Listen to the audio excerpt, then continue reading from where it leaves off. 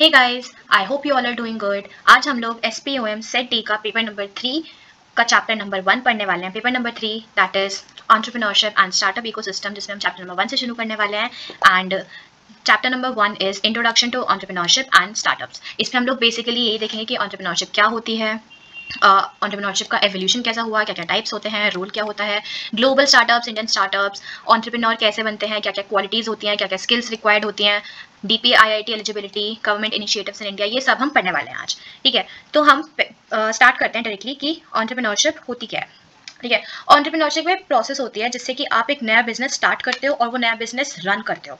It is a spirit of innovation, risk taking and the drive to create value. मतलब आप वो new opportunity सीख करते हो, आप आइडेंटिफाई करते हो कि क्या प्रॉब्लम्स आ रही है करंट वर्ल्ड में, देन आप उन प्रॉब्लम्स को सोल्यूशंस लाने की कोशिश करते हो। That means you seize opportunities to develop and manage a business venture. ऐसे तो एक बिजनेस की शुरुआत होती है, आपको एक बिजनेस आइडिया आता है। बिजनेस आइडिया का मतलब क्या होता है? एक करंट प्रॉब्लम है और उस प्रॉब्लम का सोल्यूशन आप ढूंढते हो, जिसको हम बिजनेस आइडिया बोलते हैं।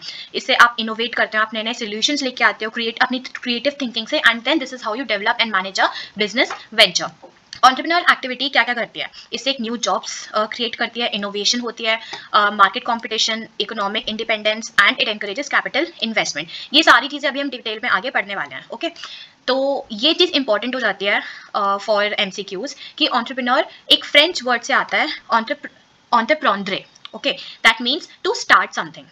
और ये वर्ड किसने दिया था? Richard Cantillon, an 18th century Irish French economist. Okay, so ये चीज वन मार्क के लिए, MCQ के लिए बहुत ज्यादा इंपॉर्टेंट है, इसे ध्यान रखना।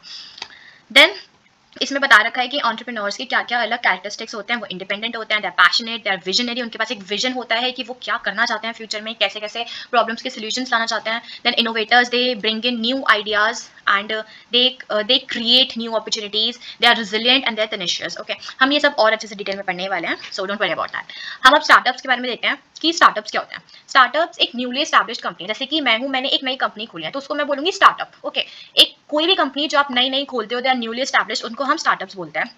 ठीक है, इनका फोकस होता है कि ये एक यूनिक प्रोडक्ट्स और सर्विसेज को डेवलप करें और मार्केट में सर्व करें। ठीक है, स्टार्टअप्स के कुछ कैरेक्टरिस्टिक्स होते हैं, वो कैरेक्टरिस्टिक्स हम पढ़ने वाले हैं। पहला है इनोवेशन। इनोवेशन का मतलब ये होता है कि आप न्यू और क्रिएटिव सोल्यूशंस लेके आ रहे हो। जैसे कि कोई प्रॉब्लम है और आप उस प्रॉब्लम का ऐसा सोल्यूशन लेके आए हो जो और कोई नहीं लेके आ पाया है, राइट? और वो सोल्यूशन ऐसा नहीं है कि वो वर्क ही नहीं कर रहा है या बस कुछ भी सोल्यूशन है। No, that solution is creative, it tackles the problem and आप कुछ न्यू, कुछ यूनिक इंट्रोड्यूस कर रहे हो, यानी बाकी चीजों से डिफरेंट इंट्रोड्यूस कर रहे हो, तभी तो कस्टमर्स अट्रैक्ट होंगे आपके towards, right? So innovation is very important.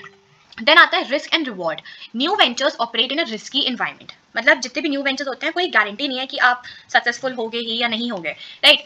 तो कुछ फेल कर जाते हैं, पर जो सक्सेसफुल वाले होते हैं वो देखते हैं कि क्विक ग्रोथ हो रही है और उनको फाइनेंशियल सक्सेस भी मिल रही है। ओके, तो मतलब आप जो रिस्क ले रहे हो, उस रिस्क का रिवॉर्ड यही होता है, quick growth and financial success. And अगर आप फेल कर जाते हो तो फिर यही तो रिस्क है बिजनेस में। देन आता है एंटरप्रेन्योरियल स्पिरिट। एंटरप्रेन्योर्स के अंदर एक स्पिरिट होती है कि वो इस रिस्क को, they are willing to take that risk. जैसे कि हम भी अपने दोस्तों में कभी कभी बैठते हैं तो हम ऐसी बातें करते हैं कि यार बड़े होकर हम लोग ये बिजनेस करेंगे, मेरे पास ये बिजनेस आइडिया है, हम ये कर सकते हैं, वो कर सकते हैं। ऐसे तो सब लोग सोचते हैं कि हम ये कर सकते हैं, मेरे पास ये बिजनेस आइडिया है, हम ये कर लेंगे, वो कर लेंगे। लेकिन मैटर ये करता है कि क्या आप सच में एक इनिशिएटिव लेते हो वो चीज करने का, जो आपके पास आइडियाज है, क्या आप सच में वो आइडियाज इंप्लीमेंट करते हो, आप कुछ करते हो to work towards that idea, and क्या आप वो रिस्क लेते हो। यही होते हैं एंटरप्रेन्योरियल स्पिरिट कि आपके पास वो एक एंटरप्रेन्योरियल माइंडसेट होता है जिससे कि आप रिस्क लो और आप क्विकली अडेप्ट करो। आपका जो विजन है, आपका जो आइडिया है, वो आपका जो प्लान है, उस प्लान को आप एक्शन में लेके आ रहे हो। You bring that vision to reality, उसी को बोलते हैं स्पिरिट। फिर आता है वेंचर कैपिटल। जब भी हम कुछ स्टार्टअप करते हैं तो हमें फंडिंग चाहिए होती है, हमें पैसा चाहिए होता है, हम स्टार्ट कैसे करेंगे? तो स्टार्टअप्स जो है उनको फंडिंग चाहिए होती है from investors like venture capitalist और एंजल इन्वेस्टर्स, और इसके बदले में वो अपनी कंपनी का शेयर देते हैं। Okay, so that is venture capital to raise money, to raise funds. Then आता है लीन ऑपरेशंस। लीन ऑपरेशंस का मतलब ये होता है कि आप अपनी जो भी ऑपरेशंस है वो आप इतने इफेक्टिव वे में, एक एफिशिएंट वे में मैनेज कर रहे हो जिससे कि आपकी रिसोर्सेज की कोई वेस्टेज नहीं हो रही है। वैसे भी आप अभी आप इनिशियल फेज में हो, right? You just starting, you have just build a company, आपने बस स्टार्ट किया है, तो जस्ट इनिशियल स्टेज में आपके पास इतनी ज्यादा फंडिंग नहीं होती है। आपके पास जितना पैसा होता है आपको उसमें इतना एफिशिएंटली मैनेज करना होता है कि कोई वेस्टेज ना हो।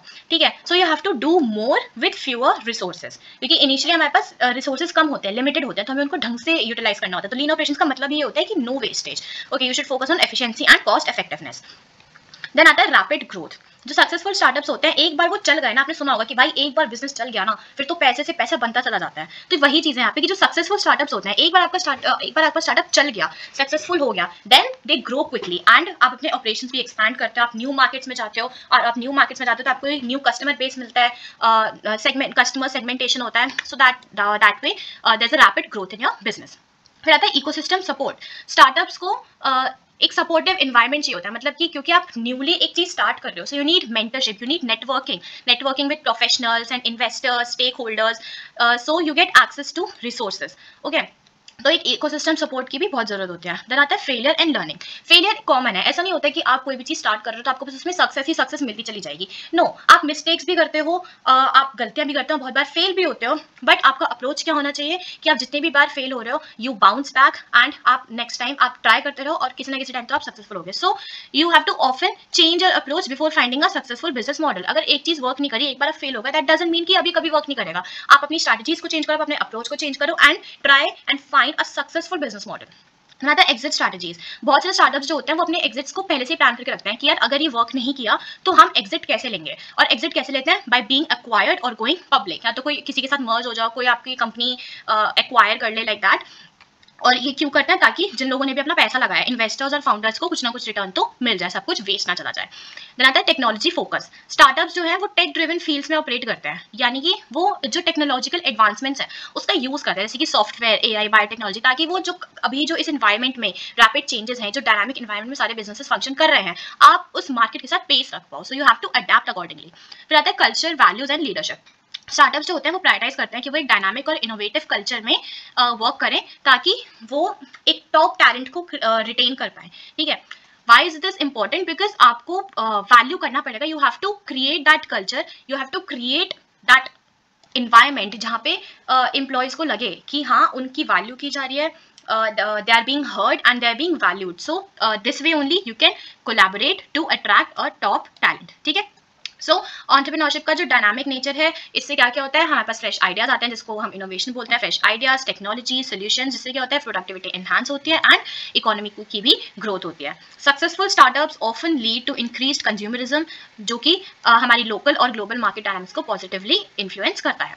अब यहाँ पे कुछ famous startups from across the globe and Indian startups. ठीक है, इन स्टार्टअप्स के बारे में हम अभी डिटेल में पढ़ने वाले हैं, so let's just begin with it. So then इधर आता है एवोल्यूशन ऑफ एंटरप्रेन्योरशिप। एंटरप्रेन्योरशिप आई कैसे?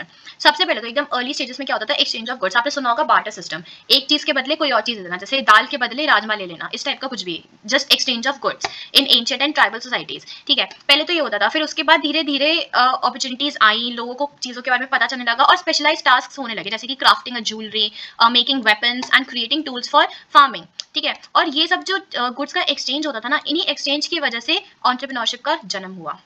ठीक है, अब इसके बारे में ये बस थोड़ा बहुत डिटेल में ही दे रखा है कि कैसे कैसे एक्सचेंज ऑफ गुड्स होता था, जैसे कि लोग सिर्फ अपनी जगह पे लोकली नहीं, पर वो एक जगह से दूसरी जगह भी ट्रैवल करते थे, अलग अलग डाइवर्सिटी के लिए, अलग अलग गुड्स एक्वायर करने के लिए और बेचने के लिए। Right, banks emerged as secure places to store money. ठीक है, लोगों को बैंक्स के बारे में पता चलने लगा कि ये एक सेफ स्पेस है जहाँ पे आप अपना पैसा सिक्योर कर सकते हो। ठीक है, and industrial revolution is often associated with shift from agriculture to industry. इसी को हम इंडस्ट्रियल रेवोल्यूशन बोलते हैं, क्योंकि इंडिया पहले एक एग्रीकल्चर कंट्री हुआ करती थी, वहाँ पे टेक्नोलॉजिकल एडवांसमेंट्स इतने नहीं थे, सर्विस सेक्टर इतना इन्हांस नहीं था, पर धीरे धीरे जैसे जैसे इंडस्ट्रियल रेवोल्यूशन हुआ, एग्रीकल्चर से इंडस्ट्री पर शिफ्ट हो गया। ठीक है, इंडस्ट्रीज बिल्ड होने लगी, डिजिटल ट्रांसफॉर्मेशन आया, सर्विस सेक्टर इमर्ज हुआ। तो इस सब बारे में अब हम डिटेल में पढ़ते हैं। The first industrial revolution from 1760 to 1840। तो पहले इंडस्ट्रियल रेवोल्यूशन में क्या हुआ था कि प्राइमरी इनोवेशंस था हमारा मशीन्स। पहले ना सारी चीजें हाथ से होती थी, जैसे कि जो क्राफ्ट्समैन है वो हाथों से चीजें बनाते थे, ह्यूमन लेबर पे बहुत ज्यादा एम्फेसिस रहता था। ठीक है, सारे काम मैनुअली होते थे, बट देन धीरे धीरे क्या हुआ, फर्स्ट रेवोल्यूशन में मशीन्स की मशीन्स इमर्ज होकर आई। ठीक है, जिससे कि क्या हुआ, जो ह्यूमन लेबर है वो रिड्यूस होता गया। ठीक है, और इसी को हम बोलते हैं the rise of first factories. इसमें the extraction of coal and invention of steam engine during this period also led to proliferation of railroads around the world, accelerating trade. Proliferation का मतलब हुआ कि जैसे एकदम ही से अमाउंट बढ़ जाना, एकदम ही से किसी चीज का बहुत ज्यादा बढ़ जाना। ठीक है, तो इसका मतलब ये है कि प्रोलिफरेशन ऑफ रेल रोड्स, मतलब रेल रोड्स जो हैं अराउंड द वर्ल्ड, ये एकदम से अपने नंबर में बढ़ गए, इनका इमर्जेंस और ज्यादा तेज स्पीड से होने लगा। क्यों? Due to invention of steam engine. और इससे क्या हुआ, हमारी ट्रेड एक्सेलरेट हुई, बाकी कंट्रीज के साथ हम लोग भी कोलैबोरेट करने लगे and this accelerated trade overall. ठीक है, एंटरप्रेन्योर्स ने अपना पैसा रेज किया to invest in some of first railroads and they build early factories and develop some of the first mass produce textiles. तो ये बेसिकली हमारे फर्स्ट रेवोल्यूशन में था कि मशीन्स का इमर्जेंस हुआ, extraction of coal, invention of steam engine that accelerated trade. ठीक है, ये थोड़े बहुत की टर्म्स हैं। फिर आता है सेकेंड इंडस्ट्रियल रेवोल्यूशन, ये हमारा लास्ट किया 1817 से 1940 तक। अब इधर क्या था, इधर हुआ सबसे majorly use of new energy resources, जिसमें क्या क्या इंक्लूडेड था, इलेक्ट्रिसिटी, गैस एंड ऑयल। ठीक है, इलेक्ट्रिसिटी, गैस, ऑयल के साथ साथ स्टील और आयरन का भी मास प्रोडक्शन हुआ। ठीक है, अब एडवांसमेंट्स मेजरली कहाँ कहाँ हुए, टेलीकम्युनिकेशंस में, चीफली द टेलीग्राफ। इसमें क्या क्या हुआ कि जो भी हमारे आइडियाज थे वो हम क्विकली स्प्रेड कर पा रहे थे and it open the door for globalization. धीरे धीरे हमारे सेकेंड इंडस्ट्रियल रेवोल्यूशन से ग्लोबलाइजेशन का एनकरेजमेंट हुआ, यानी फॉरेन कंट्रीज के साथ ट्रेड करना, अपने जो गुड्स एंड सर्विसेज हैं उसको फॉरेन में भी बेचना, ग्लोबलाइज करना। ठीक है, देन ये वाला पॉइंट थोड़ा इंपॉर्टेंट हो जाता है। Early entrepreneurs in India were Dwarkanath Tagore, Jamsetji Nusserwanji Tata and Seth Hukumchand. तो ये 3 नाम थोड़े इंपॉर्टेंट जाते हैं क्योंकि ये इंडिया के सबसे अर्ली एंटरप्रेन्योर्स थे। ठीक है, देन हम आगे चलते हैं। द थर्ड इंडस्ट्रियल रेवोल्यूशन, ये लास्ट क्या था 1915 से लेके 1990 तक। एंड इधर क्या होता है, इधर हमारा थोड़ा थोड़ा कंप्यूटर्स, इलेक्ट्रॉनिक्स, डिजिटली इमर्जेंस हमारा शुरू हो जाता है। ठीक है, कंप्यूटर्स और इलेक्ट्रॉनिक्स, यहाँ पे हमारा इंटरनेट आ जाता है and advent of nuclear energy. इधर बेसिकली हमारी डिजिटल टेक्नोलॉजी आती है। ठीक है, और इसके एग्जांपल्स में हम क्या कंसिडर करेंगे, मोबाइल फोन्स आने लगे थे, कंप्यूटर्स आने लगे थे, यहाँ पे हमारी डिजिटल टेक्नोलॉजी का राइज हुआ था। Fourth industrial revolution 2000 onwards. ठीक है, इधर हमारे ये फोर्थ इंडस्ट्रियल रेवोल्यूशन अभी भी चल रहा है, ये ऑनगोइंग है। ठीक है, जैसे यहाँ पे digital transformation, data analytics, AI and machine learning, ये सारी चीजें, ये अभी भी, जैसे एआई के बारे में हम लोग अभी भी सुन रहे हैं, लोग पढ़ रहे हैं, इसके कोर्सेज बिक रहे हैं। So this is still ongoing and इधर प्रॉपर डिजिटल ट्रांसफॉर्मेशन है, यानी जितने भी टेक्नोलॉजिकल एडवांसमेंट्स हो रहे हैं, ठीक है, जितनी भी इंटरकनेक्टेड टेक्नोलॉजीज और रिन्यूएबल एनर्जी है, it is still ongoing. And इसमें ये हो क्या रहा है, the focus is also on renewable energy. Renewable energy पे बिजनेसेस का फोकस क्यों है, ताकि वो अपने कार्बन फुटप्रिंट को रिड्यूस कर सके, मतलब जो हमारे इन्वायरमेंट में जो भी पोल्यूशन होता है उसको रिड्यूस कर सके और ग्लोबल वार्मिंग को कम कर सके। Right, then moving on, types of entrepreneurs. तो इधर हमारे 5 टाइप्स ऑफ एंटरप्रेन्योर्स होते हैं, innovative, imitative, social, women and corporate entrepreneurs, जिनको हम इंट्राप्रेन्योर्स भी बोलते हैं। अब इनोवेटिव एंटरप्रेन्योर्स में ये होता है कि वो एंटरप्रेन्योर्स होते हैं जो कंप्लीटली न्यू प्रोडक्ट्स और आइडियाज लेके आते हैं। ठीक है, वो एकदम यूनिक चीजें लेके आते हैं, एकदम फ्रेश आइडियाज लेके आते हैं जो पहले कोई नहीं लेके जो पहले से मार्केट में नहीं थी, एंड वो यूनिक होती है जिसे कि कोई आज से जितना इमिटेट ना कर पाए। एंड वो एक अलग वे में उनकी क्रिएटिव थिंकिंग जो है, जो वो क्रिएटिव प्रॉब्लम सॉल्वर्स होते हैं, जो कि नई चीजें इन्वेंट करते हैं खुद से, जो पहले से एग्जिस्टेंस में नहीं होती, वो इन्वेंट करते हैं। Right, so they are passionate about developing something better and something fresh, जो कि पहले और किसी ने नहीं किया।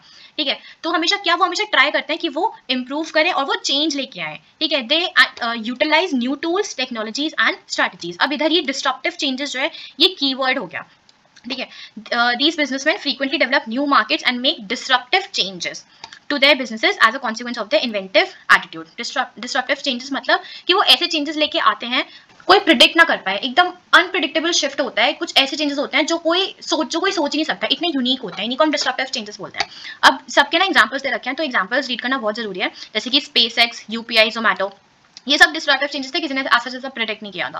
Okay, so these are innovative entrepreneurs. Another imitative entrepreneurs, जैसे कि नाम में लिखा हुआ है इमिटेटिव, मतलब इमिटेट करना, कॉपी कैट काइंड ऑफ। ठीक है, ये वो एंटरप्रेन्योर्स होते हैं जो सक्सेसफुल मॉडल्स को फॉलो करते हैं। जैसे कि कोई बिजनेस है, वो सक्सेसफुल है, ठीक है, तो वो उन सक्सेसफुल मॉडल्स को, जो भी स्ट्रैटेजीज उनके लिए वर्क कर रखी हैं, जो भी उन्होंने अपने तरीके आजमाए हैं, वो सारे तरीके जो वर्क कर रखे हैं, वो उन तरीकों को अपना बना लेते हैं और वो उन मॉडल्स को, उन स्ट्रैटेजीज को इमिटेट करते हैं, कॉपी करते हैं। तो ये वो एंटरप्रेन्योर्स होते हैं जो रिस्क नहीं लेते हैं, they don't take risk, they look कि पहले से क्या वर्क कर चुका है, वो ट्राइड एंड टेस्टेड अपॉर्चुनिटीज देखते हैं कि हाँ ये चीज है, ये तो पहले से ही वर्क कर रखा है, तो हम इसी को इंप्लीमेंट करेंगे।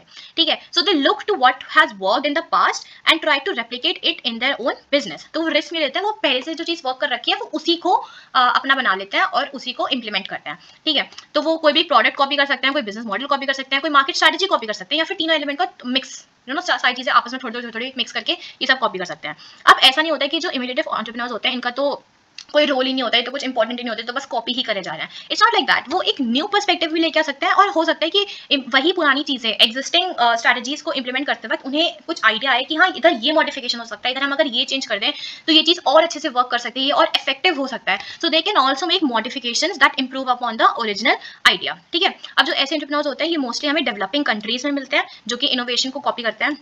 And these entrepreneurs experience less potential risk, क्योंकि वो रिस्क नहीं लेते हैं, वो ऑलरेडी ट्राइड एंड टेस्टेड चीजों को इंप्लीमेंट करते हैं। अब इसका एग्जांपल क्या हो जाएगा, भारत पे एक फिनटेक कंपनी है जिसने बिजनेस मॉडल किसका कॉपी किया था, पेटीएम का।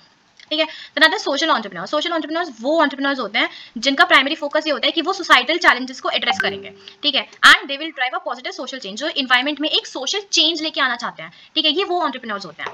ठीक है, अब इधर कुछ एग्जांपल्स क्या हो सकते हैं, जैसे कि कुछ जो सोशल इश्यूज होते हैं जैसे poverty, education, environment and health care. ठीक है, इधर आपको चेंज लेके आना है, या फिर आपके कुछ मार्जिनल कम्युनिटीज हैं जिनको आपको ब्रिंग फॉरवर्ड करना है, जो भी हमारी रीजनल डिस्पैरिटीज हैं, जो भी डिफरेंसेस आ रखे हैं, उन डिफरेंसेस को ओवरकम करना एंड सबको इक्वल लेवल पे लेके आना। ठीक है, addressing environmental issues and addressing cultural and community issues, ये सारी चीजें कौन हैंडल करता है, सोशल एंटरप्रेन्योर्स हैंडल करते हैं। ठीक है, अब इनके एग्जांपल्स भी हैं, एग्जांपल्स रीड करना बहुत जरूरी है। सो सबसे पहला एग्जांपल आता है, an exemplary figure is Arunachalam Muruganantham. ये कौन है, इन्होंने जयश्री इंडस्ट्रीज को फाउंड किया था। ठीक है, और इन्होंने रेवोल्यूशनलाइज किया था menstrual hygiene in rural India, जहाँ पे लोगों को इतनी नॉलेज नहीं होती। जैसे जो अर्बन इंडिया उनको तो लोगों को स्टिल थोड़ी बहुत नॉलेज होती है, बट रूरल इंडिया में दे डोंट नो कि चीजें कैसे होती हैं, चीजें कैसे कैसे अवेलेबल होती हैं। तो इन्होंने मेंस्ट्रुअल हाइजीन को रेवोल्यूशनलाइज किया था रूरल इंडिया में, कैसे, by creating low cost sanitary napkin making machines. ठीक है, बिकॉज रूरल इंडिया में इतना उनके पास इतनी एक्सेस नहीं होता है कि वो सारी चीज़ों को एक्सेस कर पाए, सारी चीज़ें उनके पास अवेलेबल हो। सो इन्होंने ये चीज़ रेवोल्यूशनलाइज करी थी, उन्होंने ऐसी मशीन्स बनाई थी, लो कॉस्ट मशीन्स बनाई थी for making sanitary napkins, okay, for menstrual hygiene in rural India. दूसरा एग्जांपल आता है अंशु गुप्ता का। ठीक है, फाउंडर ऑफ गूंज एंड ये एक ऑर्गेनाइजेशन है जिन्होंने एड्रेस किया था clothing and basic needs in impoverished regions, मतलब वो रीजन्स जो इतने डेवलप्ड नहीं है, जिनके पास इतने एडवांसमेंट्स नहीं है, जिनके पास रिसोर्सेज अवेलेबल नहीं है, तो उनको वो बेसिक नीड्स प्रोवाइड करना। This was done by Anshu Gupta, founder of गूंज। तो ये कुछ एग्जांपल्स जो है ये डेफिनेटली पढ़ के जाना, ये बिल्कुल आ सकता है एग्जाम्स में। ठीक है, so success of social entrepreneurs lies in their ability to combine business acumen with a deep sense of social responsibility. उन्हें बिजनेस के साथ साथ सोशल रिस्पांसिबिलिटी को भी देखना होता है, या फिर ये बोलो कि सोशल रिस्पांसिबिलिटी के साथ साथ अपना बिजनेस चलाना होता है। ठीक है, दैट है विमेन एंटरप्रेन्योर्स। विमेन एंटरप्रेन्योर्स वो विमेन होती हैं जो बिजनेस वेंचर को चलाती हैं, जो बिजनेस करती हैं, women who initiate and lead business ventures. ठीक है, and women entrepreneurs why are they important, because सबसे मेजरली तो they are breaking traditional barriers. ठीक है, हमने बहुत जगह देखा है कि विमेन को इक्वल अपॉर्चुनिटीज नहीं मिलती है, there is not any equal pay between men and women, but women are coming forward, वो बिजनेसेस स्टार्ट कर रही है, लीड कर रही है, एंड वो सक्सेसफुल भी हो रही है इस चीज में। So firstly they are breaking traditional barriers and they are also inspiring other women to move forward, to do something on their own. They bring financial freedom as well. ठीक है, तो इसके लिए हमारे पास एग्जांपल्स हैं, Kiran Mazumdar Shaw, she was a founder of Biocon, और इसमें क्या होता है कि ये बेसिकली बायोटेक्नोलॉजी इंडस्ट्री में है। ठीक है, देन सेकंड आता है Chitra Ramkrishna, former CEO of National Stock Exchange, ये आता है फाइनेंशियल सेक्टर में। तो अभी हम दो सेक्टर देख चुके हैं, बायोटेक्नोलॉजी इंडस्ट्री में भी, फाइनेंशियल सेक्टर में भी। जो फीमेल एंटरप्रेन्योर्स हैं इनको भी यूनिक चैलेंजेस फेस करने पड़ते हैं। ठीक है, but they often excel in fields like fashion, technology and social enterprises. Fashion में जैसे कि फाल्गुनी नायर जो नायका की फाउंडर है। अब नायका हम सबको पता है ब्यूटी और ब्यूटी मेकअप प्रोडक्ट्स, ये सारी चीजें मिलती है नायका पे। ठीक है, it is a successful business. तो वुमेन एंटरप्रेन्योर्स बहुत ज्यादा इंपॉर्टेंट रोल प्ले करती हैं। They foster economic inclusivity and diversity, वो जेंडर नॉर्म्स को चैलेंज करती हैं, ट्रेडिशनल बैरियर्स को ब्रेक करती हैं, and they also strive towards equality and empowerment and diversity. Then आता है कॉर्पोरेट एंटरप्रेन्योर्स, जिनको हम इंट्राप्रेन्योर्स भी बोलते हैं। अब ये वो इंडिविजुअल्स होते हैं जो बड़ी बड़ी ऑर्गेनाइजेशंस में काम करते हैं, but they exhibit entrepreneurial qualities. ठीक है, उनके अंदर ऐसी क्वालिटीज होती हैं and their behaviour drive innovation and positive change. ठीक है, ये कैसे होता है, जैसे इंट्राप्रेन्योर्स के अंदर एक यूनिक ब्लेंड होता है of initiative, risk taking and resourcefulness. वो एक्टिवली ऐसी अपॉर्चुनिटीज को सीख करते हैं कि जिससे कि वो कुछ इंप्रूव कर पाए, वो जो भी हमारी एग्जिस्टिंग प्रॉब्लम्स है वो उनके लिए क्रिएटिव सोल्यूशंस इंप्लीमेंट कर पाए। ठीक है, अब इसका एग्जांपल क्या होगा, जैसे जो गूगल की 20% टाइम पॉलिसी है, ये पॉलिसी ये बहुत इंपॉर्टेंट है एमसीक्यू पर्सपेक्टिव से।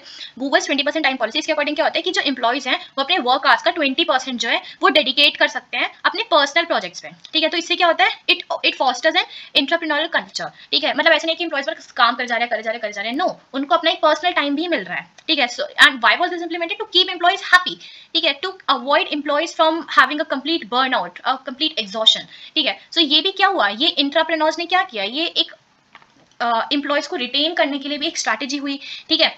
ये एक क्रिएटिव सोल्यूशन हुआ, जिससे कि आप एम्प्लॉयज को क्या ऑफर कर रहे हो, आप उनको रिटेन कर रहे हो और आप उनको ऑफर कर रहे हो एक पर्सनल टाइम जो सबको चाहिए होता है, ठीक है। So companies embracing entrepreneurship benefit and internal culture of adaptability, उनका जो इंटरनल वर्क कल्चर होता है, हर कोई कहता है ना कि वर्क कल्चर अच्छा चाहिए, तो जो वर्क कल्चर है, इंटरनल कल्चर है ऑफ एडेप्टेबिलिटी, ये उसको स्ट्रेंथन करता है, ठीक है। They keep the employees happy and long-term vision contributing to sustained competitiveness and resilience in rapidly evolving business environment, ठीक है। अब इसके एग्जांपल्स देख लेना, development of Post-it note at 3M and introduction of Amazon web services within larger Amazon ecosystem. तो basically examples तो सबके important है, तो सारे ही देख के जाना।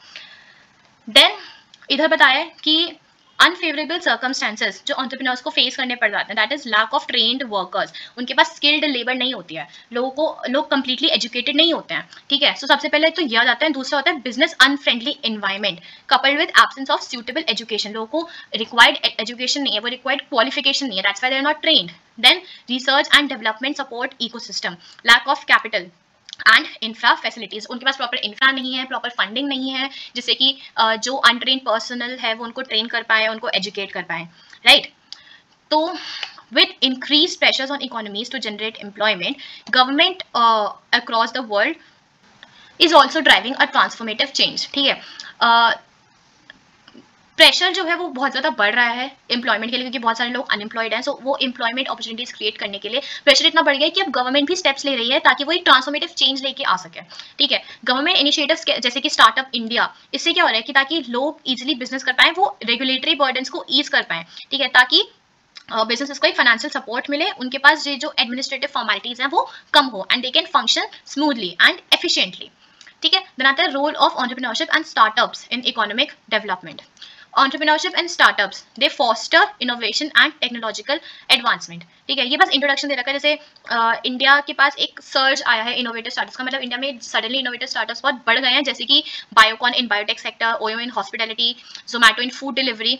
जैसे क्या क्या हो रहा है, वो एक ट्रेडिशनल इंडस्ट्रीज को ग्लोबल रिकग्निशन प्रोवाइड कर रहे हैं, ठीक है। ये रेवोल्यूशनाइज हो रहा है। Secondly, entrepreneurship is a significant driver of job creation. जब भी कोई नई कंपनी इनकॉर्पोरेट होती है, जब भी कोई स्टार्टअप शुरू करता है, तो एम्प्लॉयमेंट अपॉर्चुनिटीज अपने आप बढ़ जाती है, अपने आप जॉब्स क्रिएट हो जाती हैं। अब इनसे ऐसा नहीं है कि जो एजुकेटेड वर्कफोर्स होगी, जो स्किल्ड वर्कफोर्स होगी, बस उन्हें को काम मिलेगा। No, they provide avenue for unskilled labour also, जो लोग प्रॉपर्ली एजुकेटेड नहीं है उनके लिए भी एम्प्लॉयमेंट अपॉर्चुनिटीज होती हैं। जैसे कि जो जोमैटो, स्विगी और ओला टाइप की कंपनीज हैं, ऐसा नहीं है कि ये सिर्फ स्किल्ड लेबर ही या एजुकेटेड लोग ही लेंगी, नो। दे पहले तो they have emerged as major employers, and दूसरा कि जो अनस्किल्ड लेबर होती है, for example there is some person जिसने 12th तक ही अपनी स्टडी कर रखी है, okay, they are only 12th pass, but he is a very good driver, उसे ड्राइविंग बहुत अच्छे से आती है, लाइसेंस एंड उसने अपना टेस्ट भी पास कर रखा है। So and that person is working for Ola, ठीक है, ओला पे वो ड्राइवर है। तो ऐसा नहीं है कि अगर उनके पास कोई डिग्री नहीं है या उनके पास कोई डिप्लोमा नहीं है तो वो ओला पे वर्क नहीं कर सकते, वो एम्प्लॉय नहीं हो सकते, वो बिल्कुल हो सकते हैं। You just need to have a right skill set, okay. So these sectors have emerged as a major employers providing opportunities across skill levels. Then जो स्टार्टअप्स हैं वो बहुत सिग्निफिकेंटली कंट्रीब्यूट करते हैं वेल्थ क्रिएशन में, ठीक है। जैसे कि ग्रो और फ्लिपकार्ट जो हमारे स्टार्टअप्स हैं, इन्होंने सिर्फ सब्सटैंशियल वेल्थ क्रिएट नहीं करी है, but they have also inspired a new generation of entrepreneurs कि हाँ ऐसे भी हो सकता है, इस तरीके से आप बिजनेस कर सकते हैं, this is how you succeed, okay. Entrepreneurship से economic competitiveness and diversification enhance होती है, जो कि प्रोडक्टिविटी और इकोनॉमी की एफिशिएंसी में कंट्रीब्यूट करता है। Then entrepreneurship and startups in developing economy, से डेफिनेशन दी है, ये आप पढ़ लेना खुद से। हम लोग आगे बढ़ते हैं कि हम ये अंडरस्टैंड करते हैं कि why developing countries should encourage entrepreneurship, ठीक है। सबसे पहले तो इकोनॉमिक ग्रोथ एंड इनोवेशन, ठीक है। जो एंटरप्रेन्योरशिप है वो इनोवेशन तो फॉस्टर करती है, वो तो पता ही है, न्यू आइडियाज आप लेके आते हो, you create value, you create new opportunities. तो ग्लोबली रिकग्नाइज्ड एग्जांपल्स हैं इसके, सिलिकॉन वैली इन यूएस, ठीक है, It is characterized by multitude of startups and tech giants like Apple and Google. ये था ग्लोबली. इंडिया में क्या है, फ्लिपकार्ट और जोमेटो जैसे स्टार्टअप्स, इन्होंने बहुत ही अच्छा एग्जाम्पल खड़ा कर रखा है as a transforming impact of entrepreneurial ventures on economic innovation. Then आता जॉब क्रिएशन एंड एम्प्लॉयमेंट, हम पहले भी पढ़ चुके हैं कि हम ग्लोबली बात करें तो उबर और एयरबीएनबी ने डेमोन्स्ट्रेट किया है डिस्ट्रप्टिव एंटरप्रेन्योरशिप कि कैसे कैसे वो एम्प्लॉयमेंट अपॉर्चुनिटीज डेवलप करता है. उबर में क्या होता है कि जो कैब ड्राइवर्स हैं, कैब ड्राइवर्स कस्टमर्स को कनेक्ट करते हैं. ठीक है, तो इससे क्या हो रहा है, कैब ड्राइवर्स के लिए जो लोग जिन लोगों के पास रिक्वायर्ड क्वालिफिकेशन है टू ड्राइव अ कार, तो उन लोगों के लिए एम्प्लॉयमेंट अपॉर्चुनिटीज क्रिएट हो रही हैं, they are getting employed, right. तो ऐसे जॉब क्रिएशन एम्प्लॉयमेंट में हेल्प मिलती है. अगर हम इंडियन स्टार्टअप्स की बात करें तो Ola and Swiggy, they have emerged as a major employers. ठीक है. Then technological advancement and global competitiveness. Entrepreneurship में यही है कि आपको अगर मार्केट पेस के साथ चलना है तो आपको वो एडवांस टेक्नोलॉजीज को अडॉप्ट करना पड़ेगा, आपको भी मार्केट के साथ साथ चलना पड़ेगा. ठीक है. And through this you contribute to global competitiveness. Internationally अगर हम बात करें तो चाइना का जो टेक सिस्टम है, including companies like Alibaba and Tencent, ये इलस्ट्रेट करता है कि entrepreneurial endeavours drive technological innovation, right. और अगर हम इंडिया में बात करें तो पेटीएम और रेजर पे, ये क्या करता है, ये भी दे एनहांस ग्लोबल कॉम्पिटिटिवनेस. बेसिकली दोनों एग्जांपल्स जो हैं, एक एग्जांपल ग्लोबली दे रखा है, एक एग्जांपल इंडियन स्टार्टअप में दे रखा है, and how the technological advancement and they contribute to global competitiveness. Then diversification of economy. अब इसमें क्या होता है, जैसे ग्लोबली अगर हम बात करें तो Singapore fuelled by robust entrepreneurial system, it serves as a paradigm. In India growth of renewable energy startups like ReNew Power signifies potential for entrepreneurial initiatives to diversify the economy. Basically आप इकोनॉमी को diversify कर रहे हो. ऐसे नहीं है कि आप सिर्फ एक ही सेक्टर में सीमित रह गए हो, आप अलग अलग सेक्टर्स में इन्वेस्ट कर रहे हो, अलग अलग सेक्टर्स पे डिपेंड हो रहे हो. So that means you are reducing your reliance on specific sectors. Then foreign direct investment attraction, FDI. Foreign countries हमारी कंट्री में जितना ज्यादा इन्वेस्ट करें उतना ज्यादा हमारे लिए बेनिफिशियल होता है. Like silicon valleys global appeal has attracted substantial FDI. और अगर हम इंडियन कॉन्टेक्स्ट में बात करें तो जैसे कि हमें पता है कि बैंगलोर जो है उसको वो टेक हब बन चुका है, and the success of fintech startup like Paytm has garnered international attention and foreign investments. मतलब foreign investment का inflow हुए जा रहा है, so that is very important because it boosts the overall economy. Then social impact and inclusive development.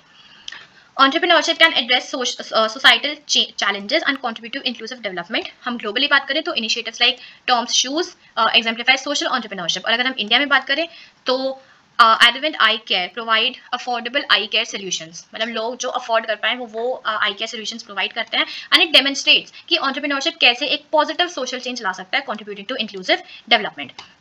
अब इसमें बस ये वाली चीज इंपॉर्टेंट आती है. की areas attracting FDI include e commerce, fintech, health take and renewable energy, right. तो ये बस हमें शॉर्ट में दे रखा है क्या क्या पॉइंट्स थे. Economic growth and innovation, job creation and employment, tech advancement and global competitiveness, diversification of economy, FDI, social impact and inclusive development. Now we want to study about rise of startups, global perspective. ठीक है, अभी तक हमने Indian perspective का देखा था, अब हम ग्लोबल पर्सपेक्टिव से देखते हैं. अगर हम स्टार्टअप्स की बात करें तो यूएस तो हमारा लीडर ही as a leader stand out होता है.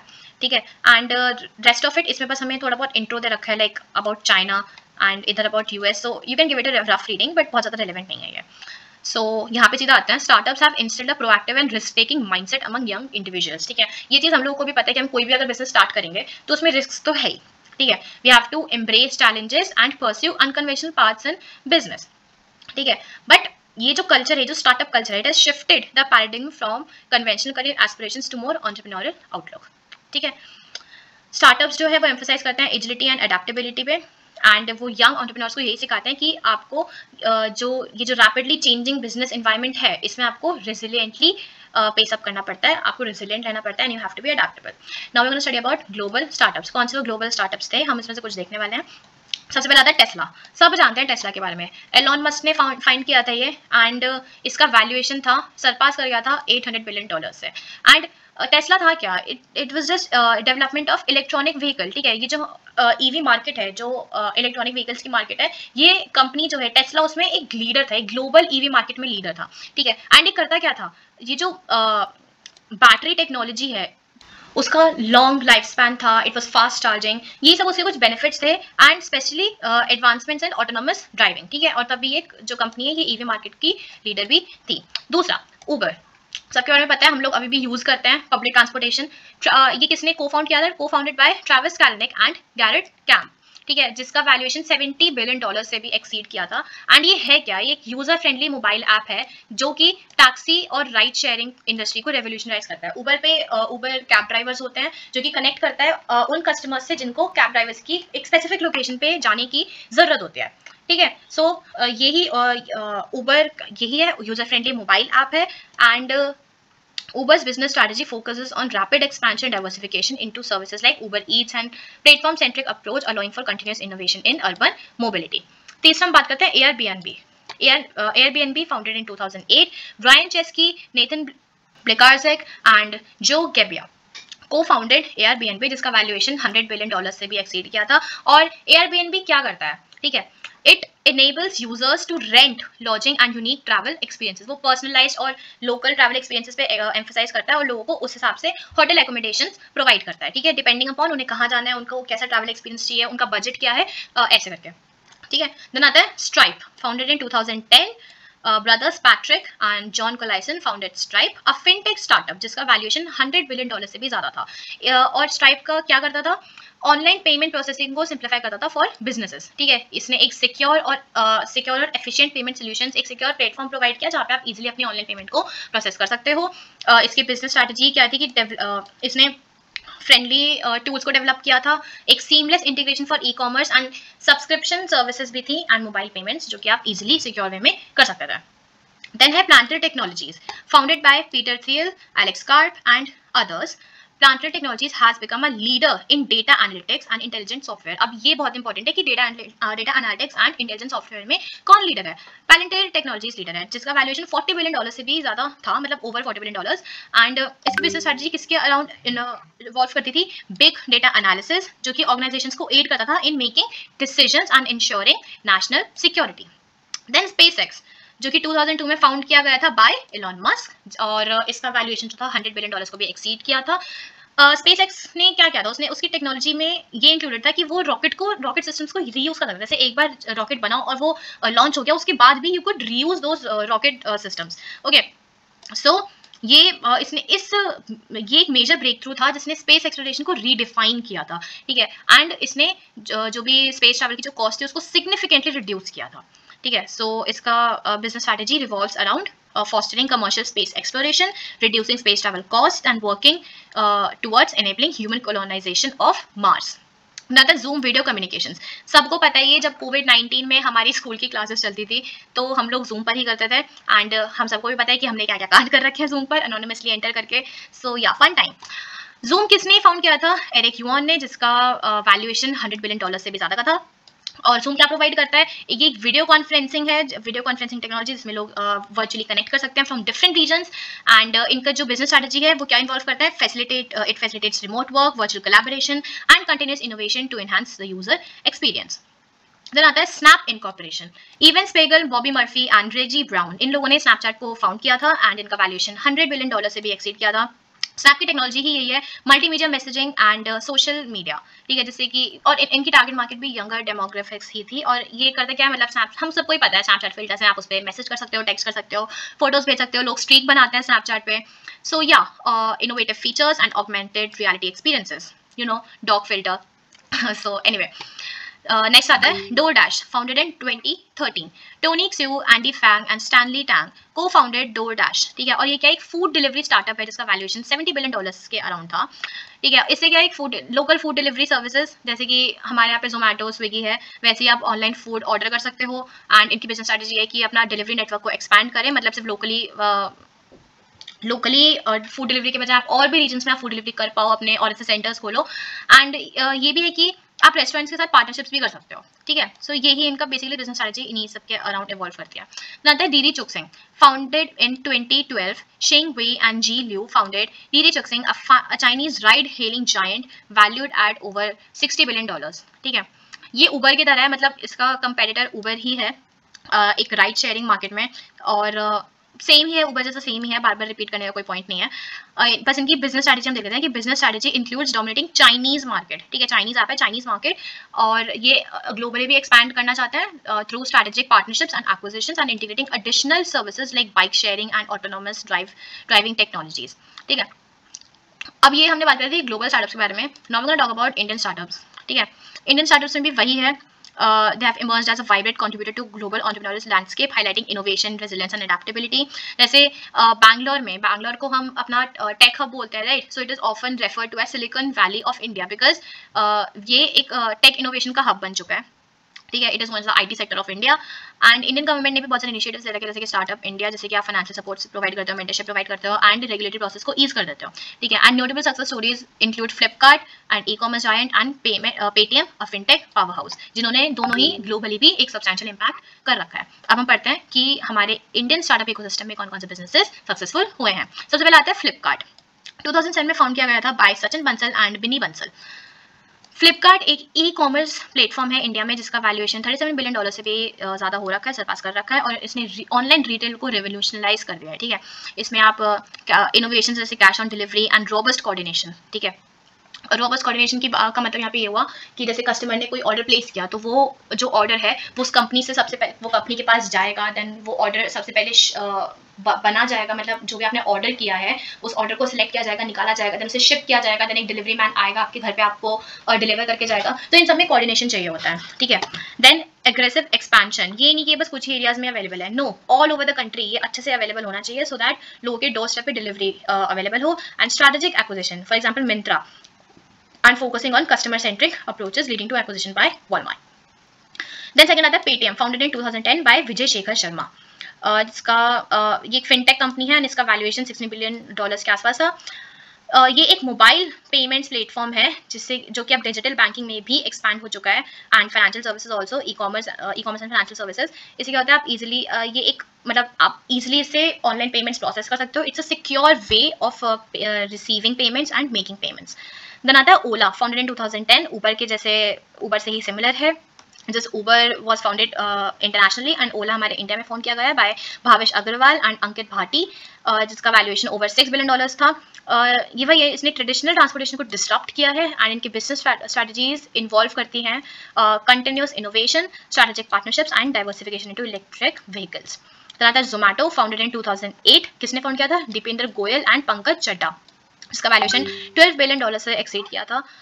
ये यूजर्स को, जो कस्टमर्स हैं जो खाना ऑर्डर करते हैं, वो उनको लोकल रेस्टोरेंट से कनेक्ट करता है एंड जो जोमैटो के डिलीवरी पार्टनर्स होते हैं वो उन रेस्टोरेंट से ऑर्डर कलेक्ट करके आपके घर पे डिलीवर करते हैं, ठीक है। So that business strategy involves expanding its global footprint, acquiring competitors and integrating additional services like grocery delivery.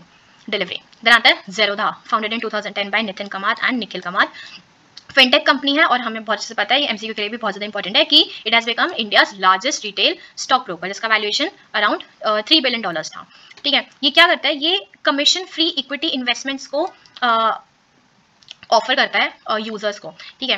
ये एक यूजर फ्रेंडली प्लेटफॉर्म है जो कि फाइनेंशियल एजुकेशन पे भी फोकस करता है and continuously introduce innovative features to enhance trading experience of the customers. Then आता है OYO Rooms, founded in 2013 by Ritesh Agarwal, ये एक हॉस्पिटलिटी स्टार्टअप है जिसका वैल्यूएशन $8 बिलियन के अबव था एंड ये होटल इंडस्ट्री में है। इसने होटल इंडस्ट्री को डिस्टर्ब किया था, कैसे, by providing budget accommodation model, ठीक है, सस्ते में रूम्स प्रोवाइड करना, ठीक है। इसकी बिजनेस स्ट्रैटेजी ये थी कि it includes partnering with budget hotels, ensuring quality standards and leveraging technology for seamless booking experiences. इसका ये था, इसने कैसे डिस्टर्ब किया होटल इंडस्ट्री को कि एक तो क्वालिटी स्टैंडर्ड्स को मेंटेन करते हुए अफोर्डेबल प्राइसेस में होटल रूम्स प्रोवाइड किए एंड टेक्नोलॉजी को लेवरेज किया जिससे कि आप बहुत इजीली अपने बुकिंग वगैरह कर सकते हो। देन आता है Swiggy, founded in 2014 by Nandan Reddy, Sriharsha Majety and Rahul Jaimini, जिसका वैल्यूएशन $5 बिलियन से अबव था। सेम जोमैटो की तरह ही है कि it connects users with local restaurants, offer quick and reliable food delivery services and इनकी बिजनेस स्ट्रैटेजी क्या है, aggressive expansion, innovative partnerships, enhancing customer experiences. Then है Udaan, founded in 2016 by Sujeet Kumar, Vaibhav Gupta and Amod Malviya, ठीक है, ये एक B2B ई कॉमर्स प्लेटफॉर्म है जिसका वैल्यूएशन $7 बिलियन के अबव था। ये क्या करते हैं, ये बिजनेसेस को सप्लाई से कनेक्ट करती है। ठीक है, जिन बिजनेसेस को रॉ मटेरियल्स या किसी भी गुड्स वगैरह की जरूरत है, ठीक है, जिन सप्लायर्स की जरूरत है, ये उन्हीं सप्लायर से बिजनेस को कनेक्ट करती है, जिससे क्या होता है कि आप इजीली गुड्स को मूव कर सकते हो, गुड्स को एक्सेस कर सकते हो। एंड जो स्मॉल बिजनेसेस इन सब चीज़ों को लेकर थ्राइव करते हैं, उनके लिए भी एक ईजी ही हो गया ये सब एक्सेस करना। ठीक है, and it also includes digitising traditional supply chains. Then Razorpay, founded in 2014. Harshal Mathur and Shashank Kumar co-founded Razorpay, a fintech startup valued over $3 billion. Razorpay भी क्या करता है, ये पेमेंट सोल्यूशंस प्रोवाइड करता है बिजनेसेस के लिए, जिससे कि जो ट्रांजैक्शन है उसको सिंप्लीफाई कर देता है, एक सिक्योर प्लेटफॉर्म प्रोवाइड करता है ताकि आप अपनी ऑनलाइन पेमेंट्स बहुत इजीली कर पाओ। इनकी business strategy involves technological innovation, expanding service offerings and catering to the needs of rapidly growing digital economy. Then आता है InMobi, founded in 2007. Naveen Tiwari, Abhay Singhal and Amit Gupta and Mohit Saxena, इन लोगों ने InMobi को फाउंड किया था with valuation at over $1 billion. ये क्या करता है, ये ऑफर करता है mobile advertising solutions including personalise content and analytics.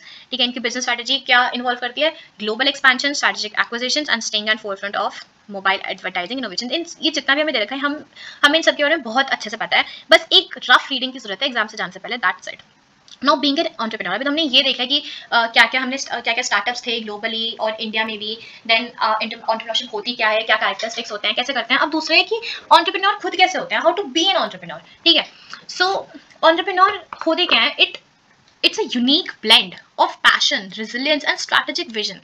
Entrepreneurs के पास एक विजन होता है एंड उनके पास वो एक स्पिरिट होती है कि वो उस विजन को रियलिटी में टर्न कर सके। ठीक है, they have some common traits like unwavering determination. मतलब ऐसा नहीं है कि एक बार फेल हो गए तो बस छोड़ दिया। No, you fail but then you bounce back and you come back stronger. So that is the unwavering determination. Even after failing, you don't give up.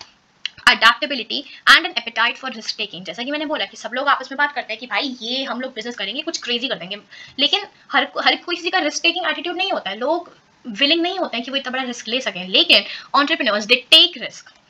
Okay, and इसमें बस कुछ एग्जांपल्स दे रखे हैं, लाइक मुकेश अंबानी, इन्होंने टेलीकम्युनिकेशन इंडस्ट्री को revolutionise किया था by the launch of Jio. And globally Elon Musk, जिसको हम बीकन ऑफ एंटरप्रेन्योरशिप बोलते हैं, एंड इनकी ये टेस्ला और स्पेसएक्स के फाउंडर हैं, जिन्होंने एक विजनरी अप्रोच को, मतलब he pushed the boundaries of technology and sustainability. So उनकी जो इनोवेटिव थिंकिंग है, ऑडेशियस गोल्स हैं, that makes him beacon of entrepreneurship, right.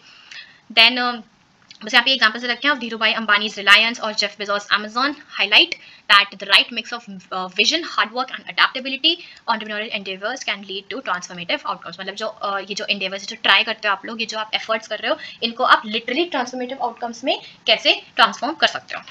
Then skills of an entrepreneur होते कैसे हैं, सबसे पहले है अडेप्टेबिलिटी।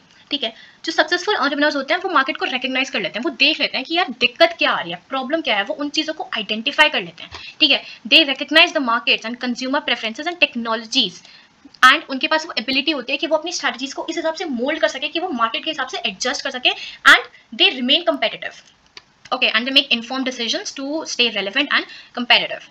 देन आता है लीडरशिप। लीडरशिप कैसे, एंटरप्रेन्योर्स को गाइड करना आना चाहिए अपनी टीम्स को।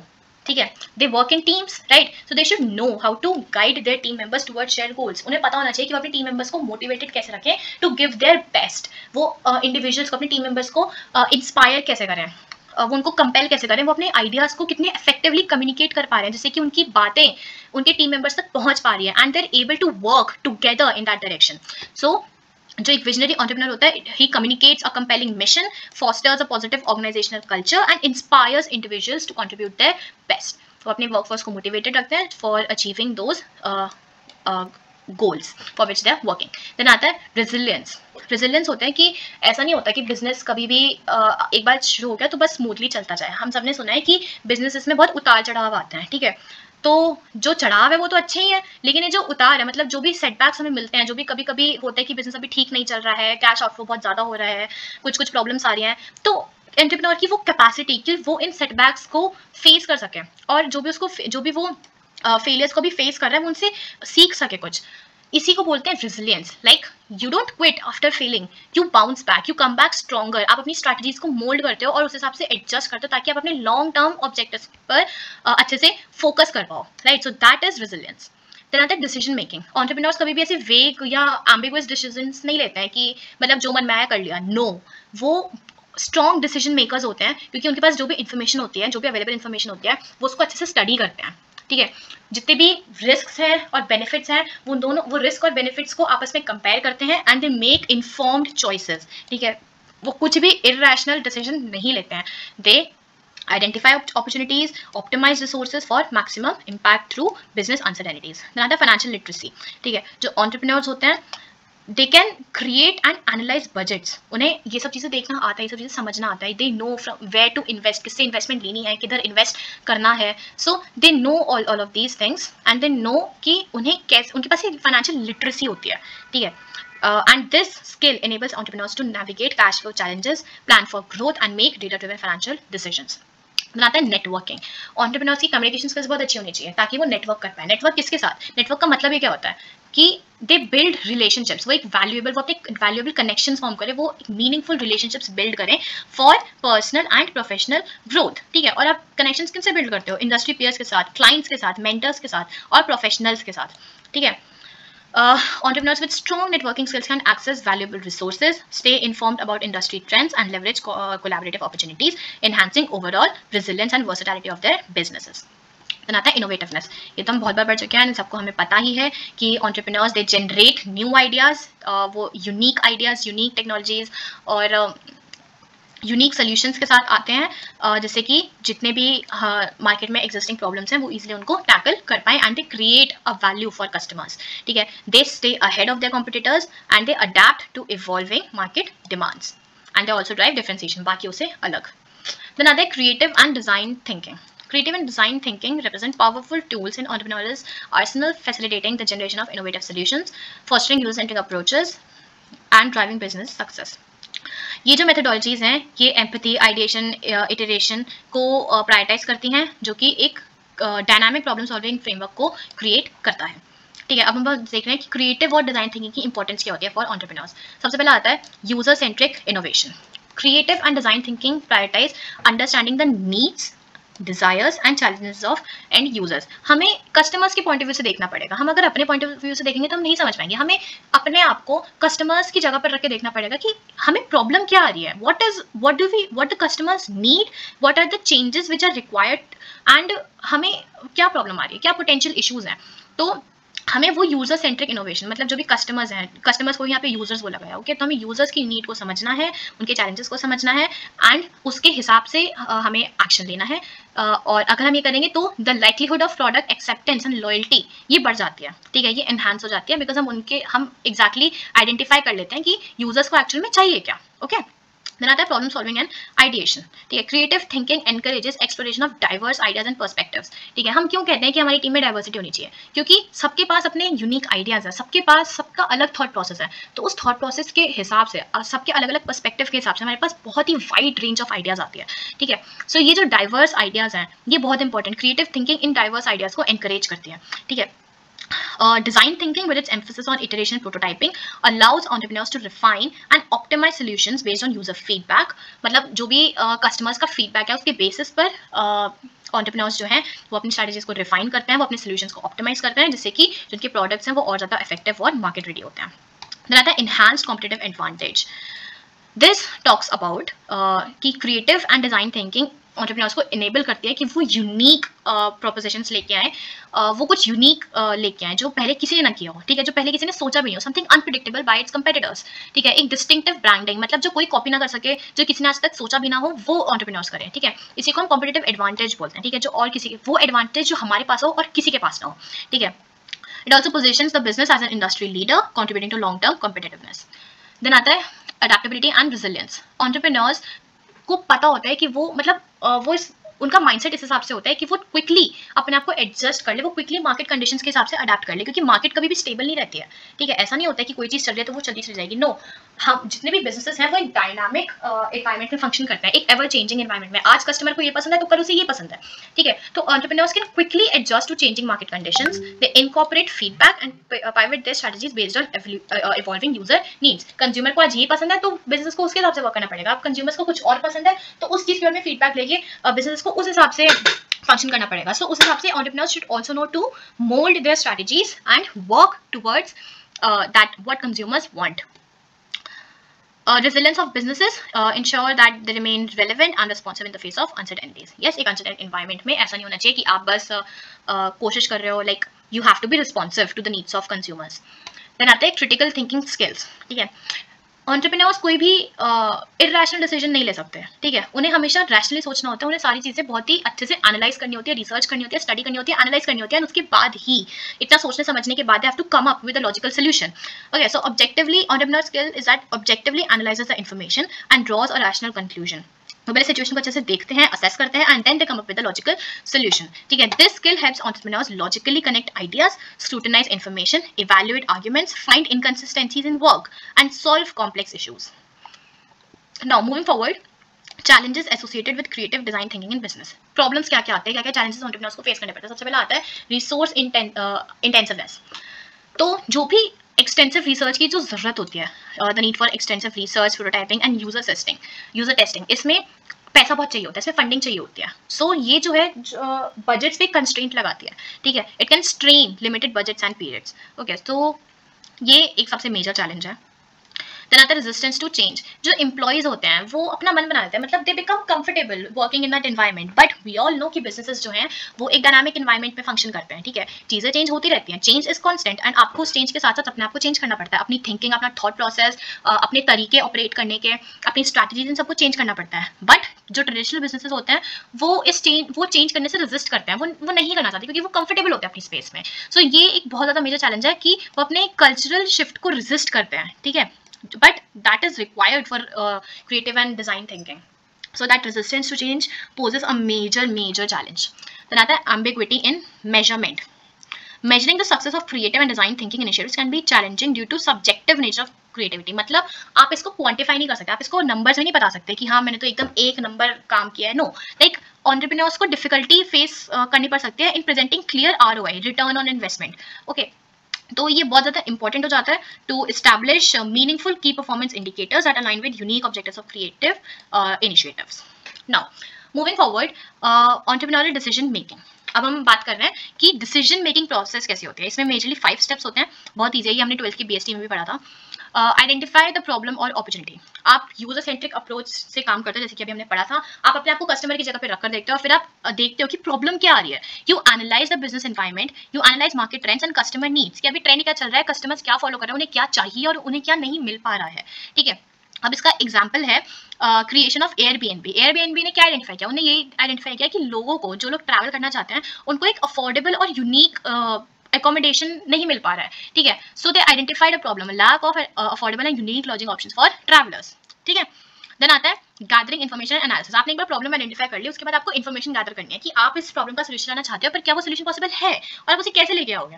ठीक है, सो इसके लिए यू नीड मार्केट रिसर्च कि आपके पास क्या क्या रिसोर्सेज अवेलेबल हैं, एंड कंपेटिटर एनालिसिस, क्या कोई और भी इसके रिगार्डिंग कुछ काम कर रहा है, कोई और चेंजेस आ रखे हैं क्या, कोई मेजर ब्रेक थ्रू आ रखा है क्या. You do competitor analysis and then you collect data to inform the decision making process. For example, जो नेटफ्लिक्स का डिसीजन था to shift from DVD rental mode to an online streaming service.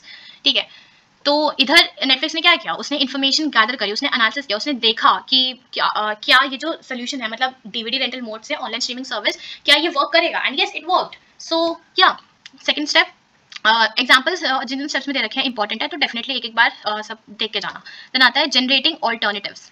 अब ऐसा नहीं है कि एक ही तरीका है करने का, ठीक है, हर एक चीज के ऑल्टरनेटिव्स, हर एक चीज के सब्स्टिट्यूट्स होते हैं. ठीक है, तो एंटरप्रेन्योर्स को क्या करना होता है, दे हैव टू सी कि उनके लिए सबसे बेस्ट ऑल्टरनेटिव क्या है. वो हर चीज को अच्छे से देखते हैं, वो हर चीज के क्या कहते हैं, प्रोज और कॉन्स को देखते हैं. Okay, they identify, they analyse advantages and disadvantages, and then वो अपने लिए सबसे बेस्ट ऑप्शन चूज करते हैं. ठीक है, इसमें क्रिएटिव थिंकिंग एंड ब्रेनस्टॉर्मिंग होती है.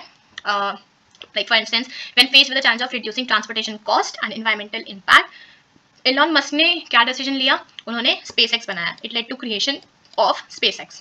Okay, and this exploration was more cost effective and contributing to development of usable rocket technology.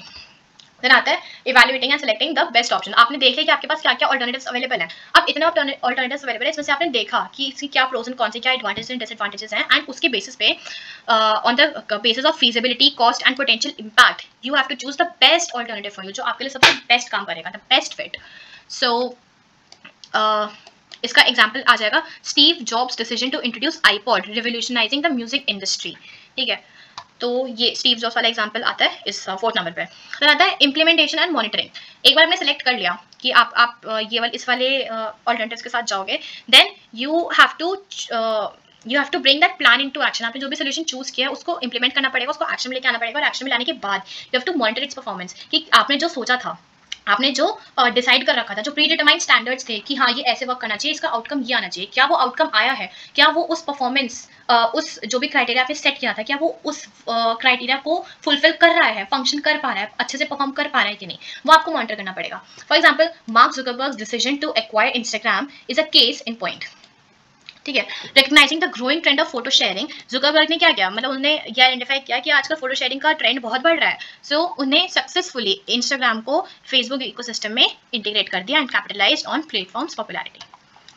Now succession planning and managing family business. अब देखो इसमें बहुत ज़्यादा इंपॉर्टेंट नहीं है, इसमें अगर आपको खुद से रीड करना है तो कर लेना। इसमें बस जो कुछ फैमिली बिजनेस जैसे कि मुकेश अंबानी का फैमिली बिजनेस, बजाज फैमिली का फैमिली बिजनेस एंड ग्लोबल इसमें वॉल्टन फैमिली का दे रखा है, तो ये बस कुछ कुछ बैकग्राउंड दे रखा है, थोड़ा बहुत बता रखा है। तो आपको एक रफ रीडिंग देनी है तो you can give that rough reading.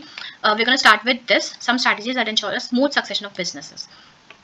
मतलब जो भी फैमिली बिजनेसेस हैं वो कैसे सक्सेसफुल हो सकते हैं, वो कैसे सक्सेसफुली फंक्शन कर सकते हैं। सबसे पहला आता है transparent communication and family governance.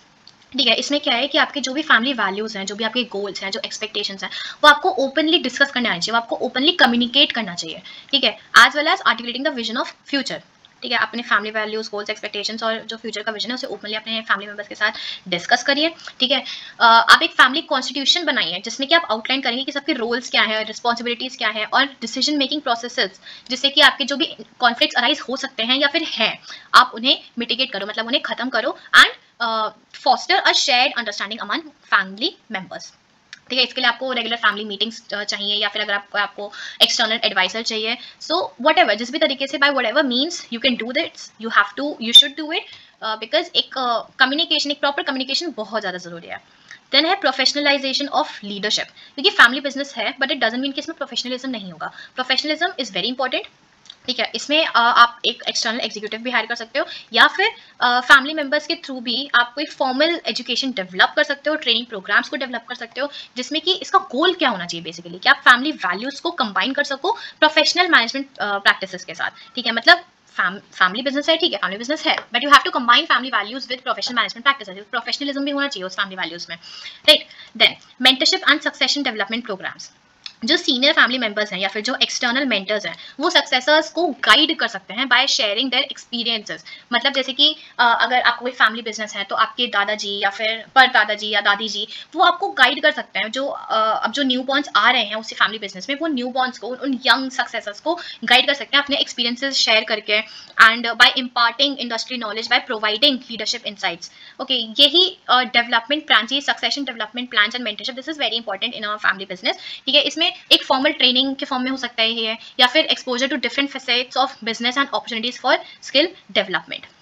ठीक है, then examples of poor succession planning.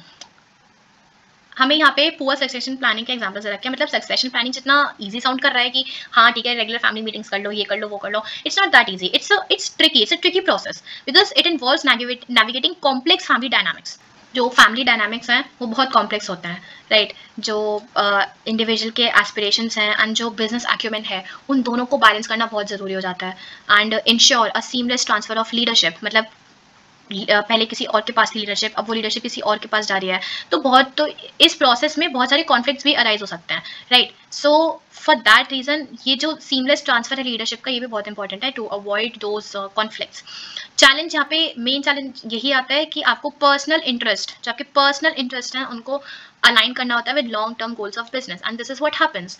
People they care more about their personal interest, वो बस अपने बारे में सोचते हैं और बिजनेस के बारे में नहीं सोचते हैं, बिजनेस चाहे बाहर में, बस अपना ही देखते हैं एंड यही सबसे ज़्यादा प्रॉब्लमैटिक होता है। यही एक मेन चैलेंज होता है कि आपको अपने पर्सनल इंटरेस्ट को बिजनेस के लॉन्ग टर्म गोल्स के साथ भी अलाइन करना होता है।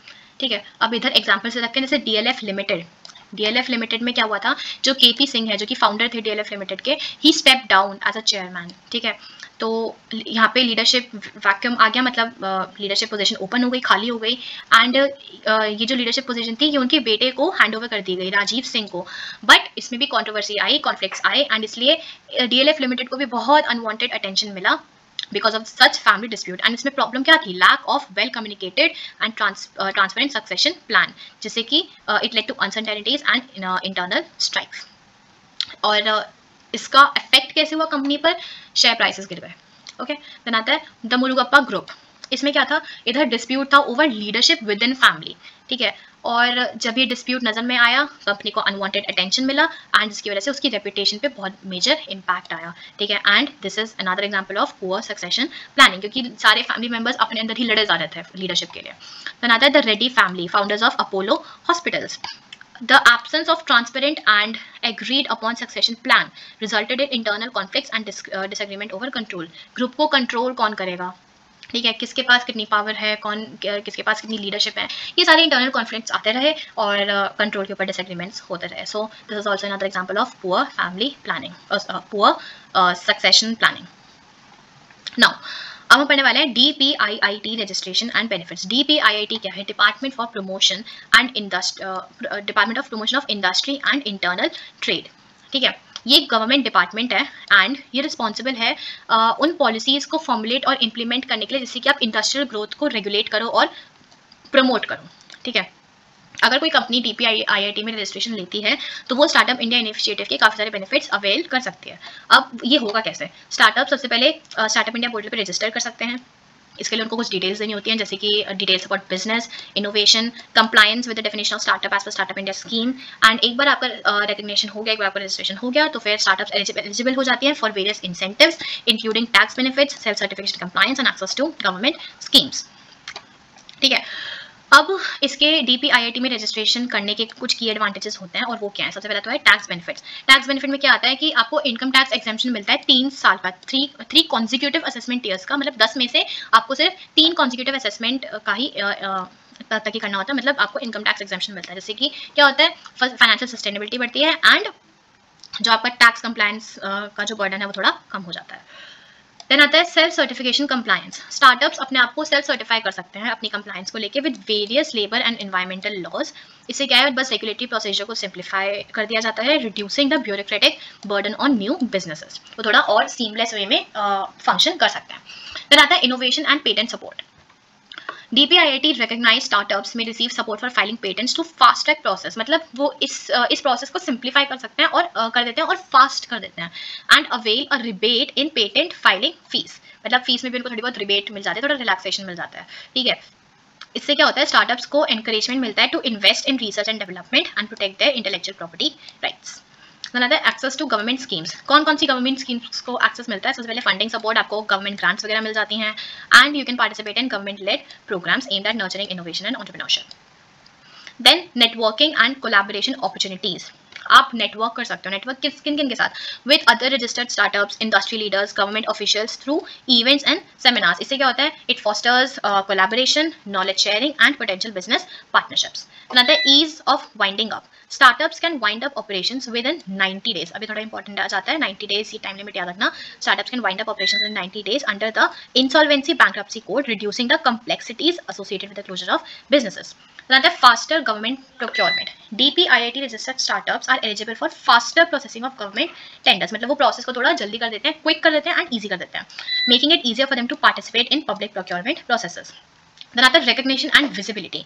DPIIT क्रेडिबिलिटी लेके आता है स्टार्टअप्स के लिए, ठीक है, मतलब वो उनकी विजिबिलिटी को इन्हांस करता है, लोग स्टार्टअप्स को रिकग्नाइज करते हैं, उन्हें पता चलता है स्टार्टअप्स के बारे में। एंड अट्रैक्टिवनेस टू इन्वेस्टर्स को पता चलता है, एंड इन्वेस्टर्स को पता चलता है तो क्या होता है, they come forward and they invest in startups, customers and potential partners. और ये रिकग्निशन बहुत इंपॉर्टेंट होता है because it can positively impact the startup's reputation and market positioning. Then आता है investment and funding opportunities. DPIIT enhance करता है startups की credibility, making it more appealing to investors. Startups में attract funding and investment more easily, enabling them to fuel their growth and expansion plans. Then skill development and training. DPIIT recognise startups जो है उन्हें काफ़ी benefit भी मिलता है from various skill development and training programmes. And इससे क्या होता है, इससे उनकी जो वर्कफोर्स की कैपेबिलिटीज़ हैं वो इन्हांस होती हैं।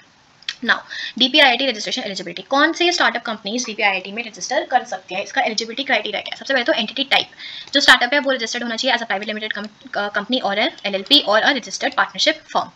देन एज ऑफ स्टार्टअप कम से कम 10 साल तक एग्जिस्टेंस में होनी चाहिए फ्रॉम डेट ऑफ इनकॉर्पोरेशन और रजिस्ट्रेशन। देन एनुअल टर्नओवर, किसी भी फाइनेंशियल ईयर में उसका एवरेज एनुअल टर्नओवर जो है वो 100 करोड़ से ज़्यादा का नहीं होना चाहिए, मतलब 100 करोड़ हो सकता है पर 100 करोड़ से ज़्यादा नहीं हो सकता है। Then innovation and scalability, startup जो है it should be working towards innovation, development and deployment और commercialisation of new products, processes और सर्विसेज ड्रिवन बाय टेक्नोलॉजी और intellectual property. Certification by inter ministerial board IMB, मतलब startup को certification obtain करना पड़ता है IMB से, जो और क्यों ऑब्टेन करना पड़ता है, बिकॉज वो वैलिडेट करता है इनोवेटिव नेचर ऑफ बिजनेस, कि मतलब बिजनेस जो है वो इनोवेशन के लिए ही स्टार्टअप में आया है। देन रिकमेंडेशन लेटर, स्टार्टअप के पास एक रिकमेंडेशन या फिर एक सपोर्ट लेटर भी होना चाहिए from an incubator established in post graduate college in India in a format specified by department of industrial policy and promotion. ठीक है। Then a letter of funding, अगर किसी कोई स्टार्टअप है जो लेटर ऑफ रिकमेंडेशन नहीं ऑब्टेन कर पाया है किसी इंक्यूबेटर से, देन वो एक लेटर ऑफ फंडिंग सबमिट कर सकता है of at least 20% in equity by an incubation fund angel और फंड प्राइवेट इक्विटी और फंड एक्सेलरेटर और angel network duly registered with SEBI that endorses the innovative nature of business. Then government initiatives for startups in India, government ने India में startups को initiate करने के लिए क्या क्या कर रखा है। सबसे पहले आता है स्टार्टअप इंडिया, जो कि 2016 में प्रधानमंत्री नरेंद्र मोदी ने लॉन्च किया था। एंड ये क्यों लॉन्च किया गया था, ताकि इनोवेशन को फॉस्टर किया जाए, एंटरप्रेन्योरशिप को एनकरेज किया and for job creation as well. Startup India से क्या क्या हुआ, जो स्टार्टअप इंडिया में एस्टैब्लिश हुए उनको क्या क्या एग्जेम्पशंस मिले। सबसे पहले तो tax exemptions for 3 consecutive assessment years out of first 10 years of existence, self certification compliance and access to funding and mentorship networks. ठीक है, इसके एग्जांपल में आ जाता है ओला, फ्लिपकार्ट एंड जोमेटो, जिन्हें स्टार्टअप इंडिया इनिशिएटिव से काफ़ी बेनिफिट मिला। देन आता है स्टैंडअप इंडिया, जो कि 2016 में इस्टेब्लिश हुआ था। एंड ये किस पे फोकस करता है, ये उन ग्रुप्स को प्रमोट करता है जो कि इतने रिकग्नाइज नहीं है, जिनको इतना मौका नहीं मिलता। For example entrepreneurship among women, scheduled castes and scheduled tribes. ठीक है, ये प्रोग्राम क्या एम करता है कि इन्हें बैंक लोन्स मिल पाए ranging from 10 lakh to 1 crore, जिससे कि वो इजीली अपने एंटरप्राइज में उनको फंडिंग मिल पाए and they can start with the operations. ठीक है, they could establish and expand their ventures. And stand up India से क्या क्या मिला है, इकोनॉमिक डेवलपमेंट हुई है by fostering diversity and providing opportunities for under presented groups. Then है प्रधानमंत्री मुद्रा योजना, जो कि 2015 में लॉन्च हुआ था। एंड ये माइक्रो एंटरप्राइजेस और नॉन कॉर्पोरेट स्मॉल बिजनेसेस को सपोर्ट करता है। कैसे, ये 3 टाइप के लोन्स प्रोवाइड करता है। ठीक है, 3 कैटेगरीज में लोन्स सॉर्टेड है, जैसे कि एक है शिशु, एक है किशोर और एक है तरुण। शिशु ग्रुप में 50,000 तक का लोन मिलता है, किशोर वाले में 50,000 से लेकर 5 लाख तक का, और तरुण वाले में 5 लाख से लेकर 10 लाख तक का लोन माइक्रो एंटरप्राइजेस और नॉन कॉर्पोरेट और स्मॉल बिजनेसेस को मिल जाता है। ठीक है, they provide accessible credit and it fosters entrepreneurship at grassroots and level and promotes self-employment. then आता है अटल इनोवेशन मिशन। ठीक है, अटल इनोवेशन मिशन नीति आयोग ने लॉन्च किया था, नीति आयोग के द्वारा लॉन्च किया गया था। एंड इसका एम था कि इनोवेशन को स्टिमुलेट करें एंड एंटरप्रेन्योरशिप को भी स्टिमुलेट करें अक्रॉस इंडिया। ठीक है, इसमें काफ़ी सारे प्रोग्राम्स थे, जैसे कि Atal tinkering labs ATL in schools, Atal incubation centres AIC to support startups, and Atal new India challenges ANIC to address specific problem statements facing the nation. तो ATL ने क्या किया था, ये स्टूडेंट्स को एक ऐसा स्पेस प्रोवाइड करता है जिसमें कि वो अपने क्रिएटिविटी को फॉस्टर कर सके, वो अपनी प्रॉब्लम सॉल्विंग स्किल्स को दिखा सकते। बेसिकली स्टूडेंट्स को एक प्लेटफॉर्म देना ताकि वो अपनी स्किल्स और क्रिएटिविटी को दिखा सकें। दूसरा जो AICs थे वो स्टार्टअप को इंफ्रा सपोर्ट और मेंटरशिप ऑफर करता था। ठीक है, एंड ANIC जो कुछ स्पेसिफिक प्रॉब्लम्स आते थे, कुछ क्रिटिकल चैलेंजेस आते थे, वो उनको सॉल्व करने में हेल्प करता था थ्रू इनोवेशन।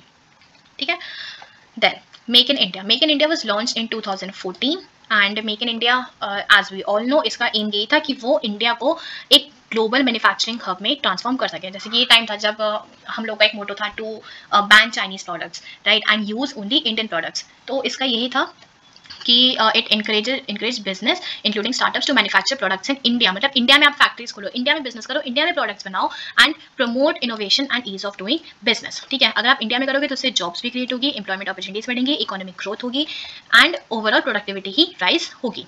अब इसका examples of Make in India's impact include startups in manufacturing sector contributing to production of indigenous goods. Or this initiative has catalyzed the growth of startups involved in electronics manufacturing, renewable energy, and other sectors. So by facilitating ease of doing business, encouraging research and development and promoting digital transformation, government aim करती है कि India एक global hub बने for innovation and technology based enterprises. So here we are done with our chapter बहुत easy था and मतलब ये सारी चीज़ें हमने पहले भी पढ़ ही रखी हैं. एक रफ रीडिंग लगा दोगे तो उतने में बस हो जाएगा. And I wish you all the best. अच्छे से पढ़ना एंड गुड लक.